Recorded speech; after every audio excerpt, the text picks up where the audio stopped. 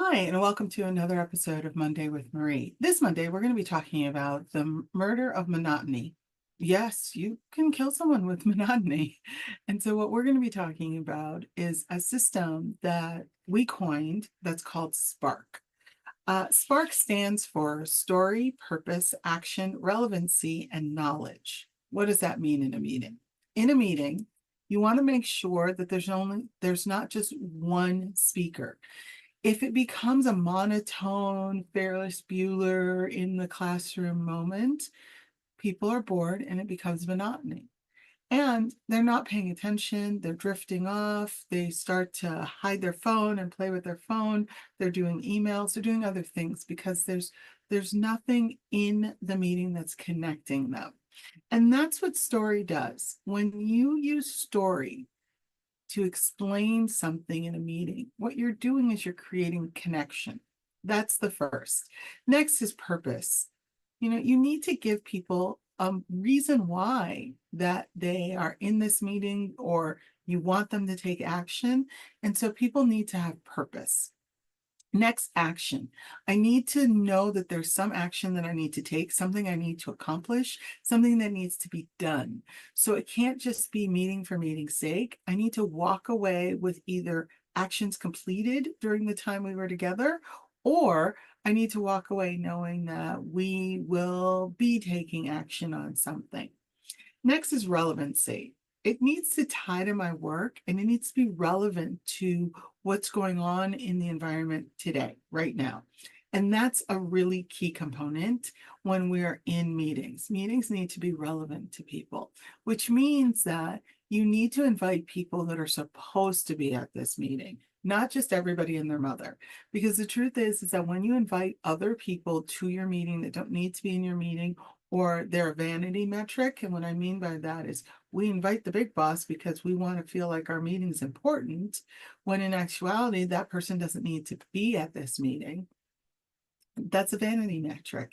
And it doesn't move the meeting forward. It actually stalls the meeting because now you have to explain to this person everything that's going on in the meeting, which is a waste of everyone's time. So make sure you have meetings that are relevant and that have the people that need to be in the meeting. The other thing is that people need to walk away with knowledge. I need to feel like I learned something from the experience of being with you in this meeting. If I walk away and I don't feel like I've learned something, the meeting doesn't have substance. I'm not really going to gravitate towards really understanding what just happened or even learn from the experience. So, with that, we want to create spark: story, purpose, action, relevance, and knowledge. Spark. If your meetings have spark, your meetings are not monotone, your meetings are engaging, and people want to be part of that experience.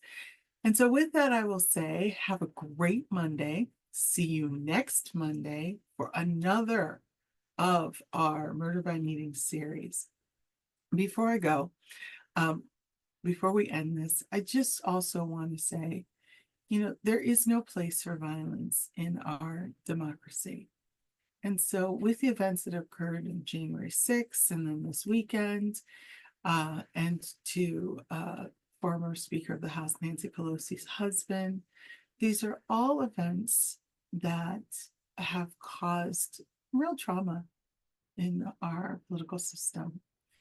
We sadly lost someone yesterday, as well as had two people injured, well, three people, including the former president, injured. And we want to take a pause and a beat to say, disagreements are important to have. We talk about meetings and we talk about making them engaging. And part of that is having productive conflict and really, getting into disagreements and really rolling up our sleeves and really speaking our ideas. It's the same for our political system. But that doesn't mean that after we have disagreed, that we are all of a sudden enemies because we have a disagreement, whether it be philosophical, political, social, economic disagreements. It needs to be that we can still work together, we can still live together, we can still be neighbors, we can still be countrymen, uh, even though we have disagreements. Disagreements bring spark, as we just talked about in this episode. And with that, I want to remind people that it's okay to disagree. It doesn't need to become violent. And we need to stop feeling numb from the violence. We don't want to normalize violence. And so, as we start this work week, let's start it with being kind to each other by accepting our differences and not hiding behind our differences and not avoiding our differences. We're human, we're different. That's what makes the beautiful tapestry of our country and our world. So have a good Monday. And I hope you have productive conflict this week. Thanks. Bye.